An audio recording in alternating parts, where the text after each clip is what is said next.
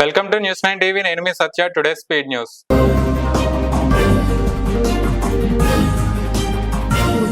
భారత ప్రధాని నరేంద్ర మోదీపై అమెరికా అధ్యక్షుడు జో బైడెన్ ప్రశంసలు కురిపించారు. మోదీ ఉక్రెయిన్ లో పర్యటించడాన్ని కొనియాడారు. ఈ పర్యటన ద్వారా మోదీ శాంతి సందేశం పంపారని, కొనసాగుతున్న మానవతా సాయానికి మద్దతుగా నిలిచారని వ్యాఖ్యానించారు.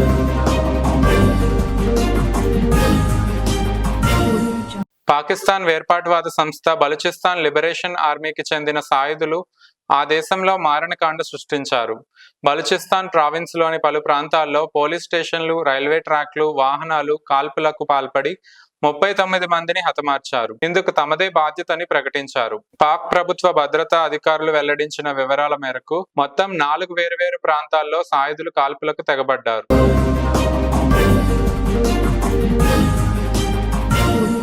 ఉత్తర కొరియా మరో కొత్త అస్త్రాన్ని సాధించింది. లక్ష్యాలపై పడి విధ్వంసం సృష్టించే విస్ఫోటక డ్రోన్లను ప్రదర్శించింది. ఆ ఆత్మాహుతి డ్రోన్ పనితీరును ఆ దేశ నాయకుడు కిమ్ జాంగ్ ఉన్ స్వయంగా పరిశీలించారు. యుద్ధ సన్నద్ధతను మెరుగుపరుచుకునేందుకు ఇలాంటి మరిన్ని ఆయుధాలు అభివృద్ధి చేస్తామని ఆయన చెప్పారు.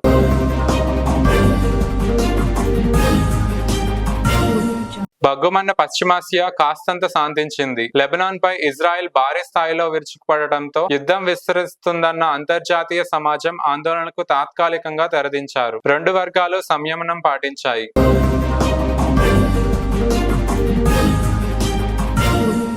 ఓ హత్య కేసులో అరెస్ట్ అయి జ్యుడిషియల్ రిమాండ్ లో భాగంగా బెంగళూరులోని కేంద్ర కారాగారంలో ఉన్న ప్రముఖ నటుడు దర్శన్ కు రాజాతిథ్యం అందుతోందని ఆరోపణలపై కర్ణాటక సర్కార్ స్పందించింది. జైలు ప్రాంగణంలో ఆయన రౌడీ షీటర్లతో కూర్చుని తేనీరు తాగుతూ సిగరెట్ కాల్చుతున్నట్లు ఓ ఫోటో వెలుగులోకి రావడాన్ని తీవ్రంగా పరిగణించింది. జైలులో పనిచేస్తున్న 7 అధికారులను సస్పెండ్ చేశామని హోంమంత్రి డాక్టర్ పరమేశ్వర్ ప్రకటించారు.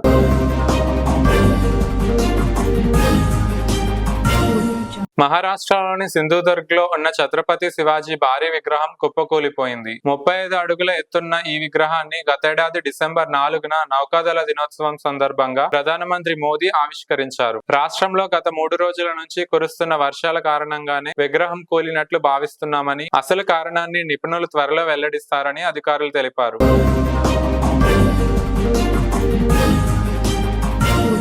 మూడు వ్యవసాయ చట్టాలు రద్దు కోసం రైతులు చేసిన ఆందోళనలపై బాలీవుడ్ నటి భాజపా ఎంపీ కంగనా రనౌత్ వివాదాస్పద వ్యాఖ్యలు చేశారు. కేంద్రంలో నాయకత్వం బలంగా లేకపోయినట్లయితే రైతుల నిరసనలతో దేశంలో బంగ్లాదేశ్ తరహా పరిస్థితులు తలెత్తేవని ఇటీవల ఒక హిందీ పత్రిక ఇచ్చిన ఇంటర్వ్యూలో ఆమె చెప్పారు.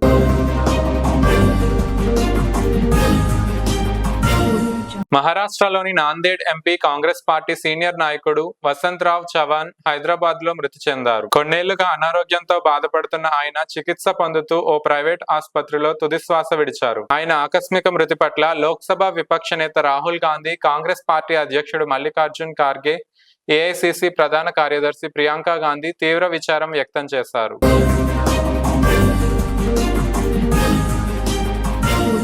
ఛత్తీస్గఢ్ రాష్ట్రంలోని బీజాపూర్ జిల్లాలో 25 మంది మావోయిస్టులు పోలీసులు ఎదుట లొంగిపోయారు. వీరిలో 2 మహిళలు ఉన్నారు. లొంగిపోయిన వారిలో 5గురిపై మొత్తం 28 లక్షల రివార్డు ఉందని పోలీసులు వెల్లడించారు. బీజాపూర్ జిల్లా ఎస్పీ జితేంద్ర కుమార్ యాదవ్ తెలిపిన వివరాల ప్రకారం మావోయిస్ట్ పార్టీకి చెందిన వీరంతా గంగ్లూర్, బైరంగూట్ ఏరియా కమిటీల్లో క్రియాశీలకంగా పనిచేస్తారు.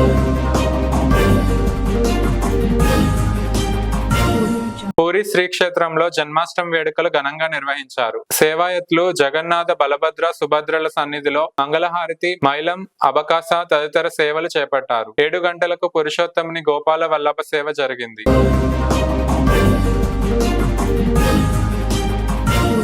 తెలంగాణలోని అన్ని గ్రామాలకు 1.5 ఏడాదిన్నర కాలంలో బస్సు సౌకర్యం కల్పిస్తాం. ఆర్టీసీలో కొలువులు భర్తీ నోటిఫికేషన్ 2-3 వారాల్లో వస్తోంది. బీసీల కులగణన ప్రక్రియ సెప్టెంబర్ తొలి వారంలో ప్రారంభిస్తామని రాష్ట్ర రవాణా, బీసీ సంక్షేమ శాఖల మంత్రి పొన్నం ప్రభాకర్ వెల్లడించారు.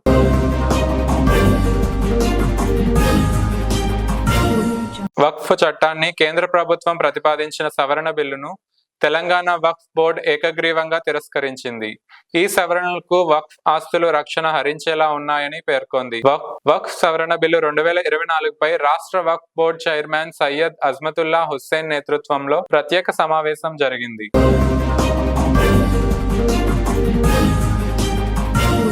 రాష్ట్రంలో డెంగీ విజృంభిస్తోంది. కొన్ని రోజులుగా ఈ కేసులు భారీగా పెరుగుతున్నాయి. అధికారిక లెక్కల ప్రకారం ఈ ఏడాదిలో ఇప్పటి వరకు 5,372 మంది దీని బారిన పడ్డారు. జూన్ నెలాఖరు వరకు 1,078 మందికి నిర్ధారణ అవగా గత 2 నెలలుగా 4,294 కేసులు నమోదయ్యాయి.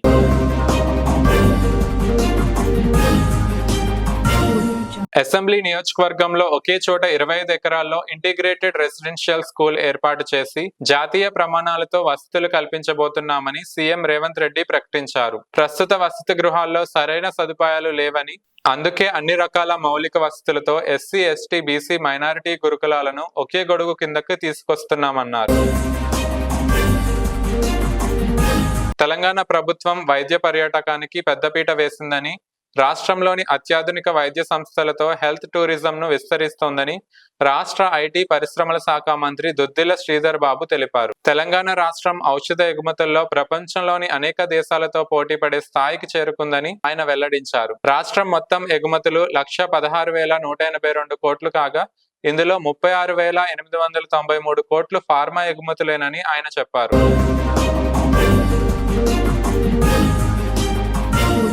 మదనపల్లి సబ్ కలెక్టరేట్ లోని దస్తాల దహనం తీగలాగుతుంటే మద్యం కుంభకోణం డొంక కూడా కదులుతోంది. ఈ కేసు దర్యాప్తులో భాగంగా సిఐడి ఒప్పందాలు, మాజీ మంత్రి పెద్దిరెడ్డి రామచంద్రారెడ్డి ప్రధాన అనుచరుడైన వి మాధవరెడ్డి, పిఏ శశికాంత్ నివాసాల్లో తనిఖీలు నిర్వహించారు.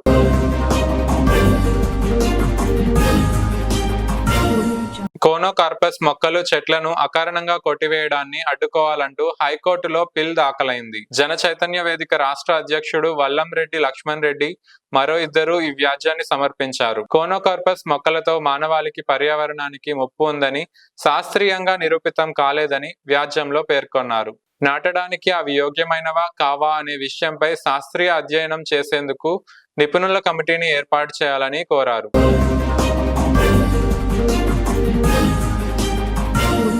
ఏపీ, తెలంగాణ సహా 12 రాష్ట్రాల్లో 25,000 కోట్లతో పారిశ్రామిక నగరాల అభివృద్ధి చేయాలని కేంద్ర ప్రభుత్వం నిర్ణయించినట్లు తెలుస్తోంది. వచ్చే కేబినెట్ సమావేశంలో అందుకు ఆమోదముద్ర వేయనున్నట్లు సమాచారం.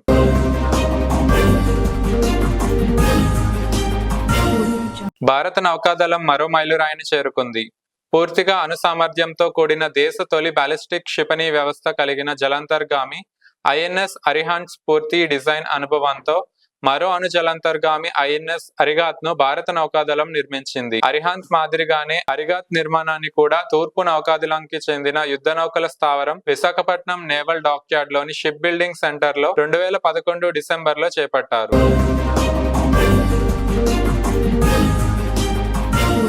తూర్పు, మధ్య, ఉత్తర బంగాళాఖాతంలో ఈ నెల 29 నాటికి అల్పపీడనం ఏర్పడే అవకాశం ఉందని అమరావతి వాతావరణ కేంద్రం ప్రకటించింది. దీని ప్రభావంతో 29, 30 తేదీల్లో రాష్ట్ర వ్యాప్తంగా భారీ వర్షాలు కురుస్తాయని అంచనా వేస్తోంది. ఇది వాయుగుండంగా మారవచ్చని వాతావరణ నిపుణులు భావిస్తున్నారు.